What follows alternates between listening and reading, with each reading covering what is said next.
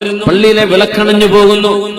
ഇലക്ട്രിസിറ്റിയുടെ മുമ്പുള്ള കാലം എണ്ണ ഒഴിച്ചിട്ട് വിളക്ക് കത്തിക്കുന്ന കാലത്ത് എണ്ണ തീർന്നു പോയിട്ടൊരു വിളക്കണഞ്ഞു പോയപ്പോ ആ വിളക്ക് കത്തിക്കാൻ എഴുന്നേറ്റ് നടക്കുമ്പോ ആളുകൾ പറഞ്ഞു, അമീറുൽ മുഅ്മിനീൻ ഇജ്ലിസ്, അമീറുൽ മുഅ്മിനീനെ നിങ്ങൾ ഇരുന്നോളൂ, അത് ഞങ്ങൾ ആരെങ്കിലും ചെയ്തു തരാം, നിങ്ങൾ എന്തിനാ വിളക്ക് കത്തിക്കാൻ എഴുന്നേൽക്കുന്നത്? ഉമർ ഇബ്നു അബ്ദുൽ അസീസ് എന്നവർ പറയുന്നു, ഞാൻ വിളക്ക് കത്തിക്കാൻ എഴുന്നേറ്റ് പോകുമ്പോൾ നിങ്ങളുടെ അമീറാണ്, വിളക്ക് കത്തിച്ച് തിരിച്ചു വരുമ്പോഴും ഞാൻ അമീർ തന്നെയാണല്ലോ, എനിക്കെന്ത് കുഴപ്പം പറ്റി, എനിക്കത് ചെയ്തൂടെ? ഇത്ര വലിയ വിനയം. മൻ തവാളഅ ലില്ലാഹി റഫഅഹുല്ലാഹ്, അല്ലാഹുവിന് വേണ്ടി ആരെങ്കിലും താഴ്മ കാണിച്ചാൽ അവർ അല്ലാഹു ഉയർത്തും. അല്ലാഹുവിന് വേണ്ടി താഴ്മ കാണിച്ചാൽ വമൻ തകബ്ബറ അലല്ലാഹി വദഅഹു അല്ലാഹ്, ആരെങ്കിലും അഹങ്കാരം നടിച്ചാൽ താൻ വലിയ ആളാണെന്ന തോന്നലുമായി ജീവിച്ചാൽ വദഅഹു അല്ലാഹ്, അല്ലാഹു താഴെ വെക്കും അവരെ.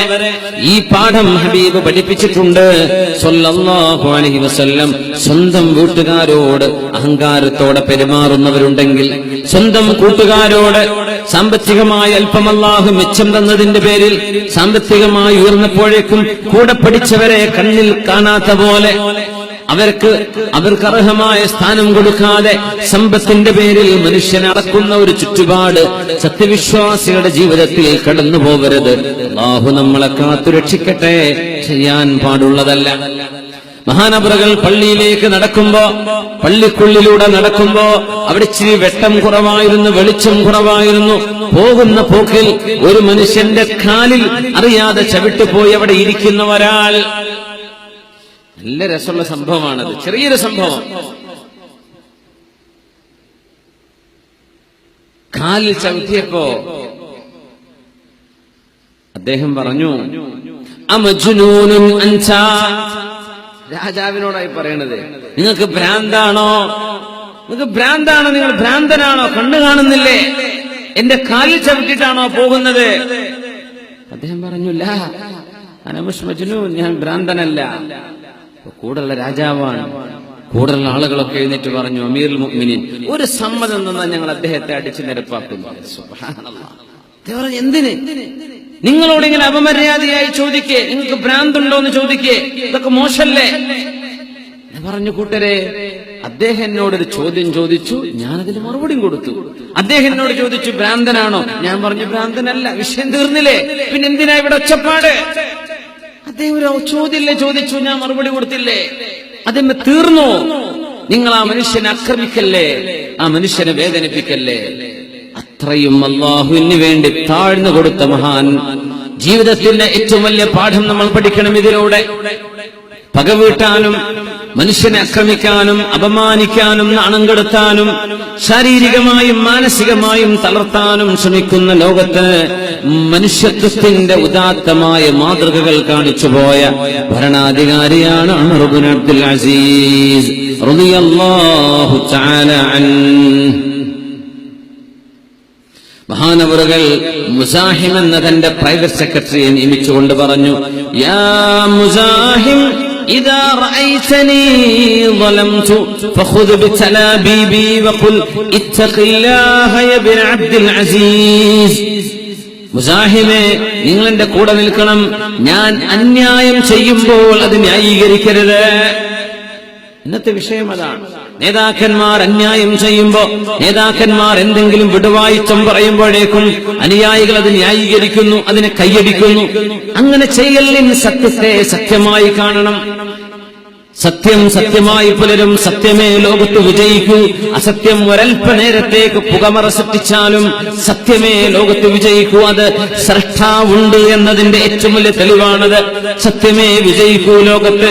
ജാഅൽ ഹഖ് വസഹഖൽ ബാതിലു ഇന്നൽ ബാതില കാന സഹൂഖാ.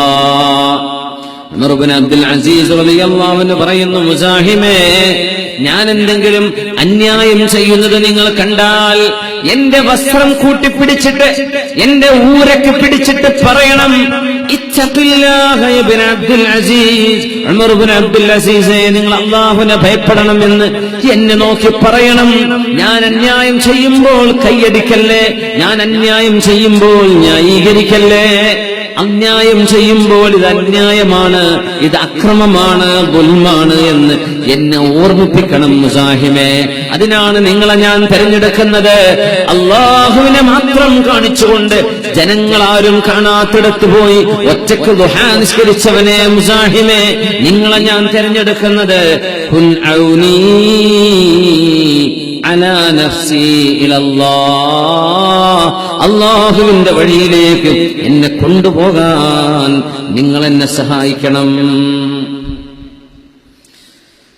മഹാനവറുകളുടെ ജീവിതത്തിന്റെ സൂക്ഷ്മതയുടെ മറ്റൊരു പാഠം, സമുദായത്തിന്റെ പൊതുമുതലുകൾ ദുരുപയോഗം ചെയ്യാൻ പാടില്ലെന്ന് എത്രയെത്ര പാഠങ്ങളാണ് ഇസ്ലാമിക ചരിത്രങ്ങളിലുള്ളത്.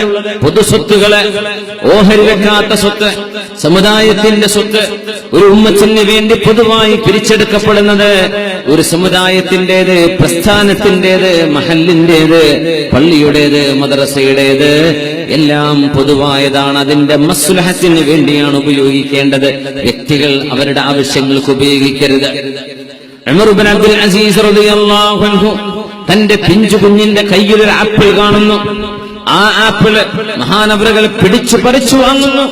ആ കുഞ്ഞിന്റെ വായിൽ അത് കടിച്ചു വെച്ചിട്ടുണ്ടായിരുന്നു ഒരു ചെറിയ കഷ്ണം, അതുപോലും പുറത്തെടുത്ത് ഉമർ റളിയല്ലാഹു തആല അൻഹു ആ കുഞ്ഞിന്റെ കയ്യിൽ നിന്ന് ബലമായി ആപ്പിൾ പിടിച്ചു വാങ്ങുമ്പോ പ്രിയപ്പെട്ട ഭാര്യ ഫാത്തിമ റളിയല്ലാഹു അൻഹയുടെ മുമ്പിലേക്ക്, ഉമ്മയുടെ മുമ്പിലേക്ക് ഈ കുഞ്ഞ് ഓടിച്ചെന്നിട്ട് പറയുന്നു, യാ ഉമ്മാ, ഉമ്മാ, എന്റെ കയ്യിൽ നിന്ന് വാപ്പ എന്റെ ആപ്പിൾ പിടിച്ചു പറിച്ചു വാങ്ങിച്ചു.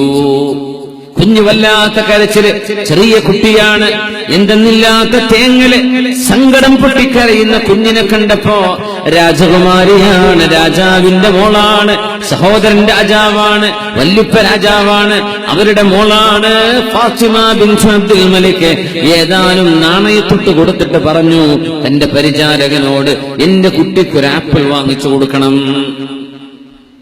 ഉമർ ഇബ്നു അബ്ദുൽ അസീസ് എന്നൊരു വീട്ടിലേക്ക് വരുന്നു. ഭാര്യ ചോദിച്ചു, അല്ല, കുഞ്ഞിന്റെ കയ്യിൽ നിന്ന് നിങ്ങൾ എന്തേ ആപ്പിള് പിടിച്ചു പറിച്ചോ, എന്ത് പറ്റി എന്ന് ചോദിച്ചു. അവിടെ നമ്മുടെ പെണ്ണുങ്ങൾക്ക് പാഠമുണ്ട്. ഒരു വിഷയത്തിലും എടുത്തു ചാടരുത്.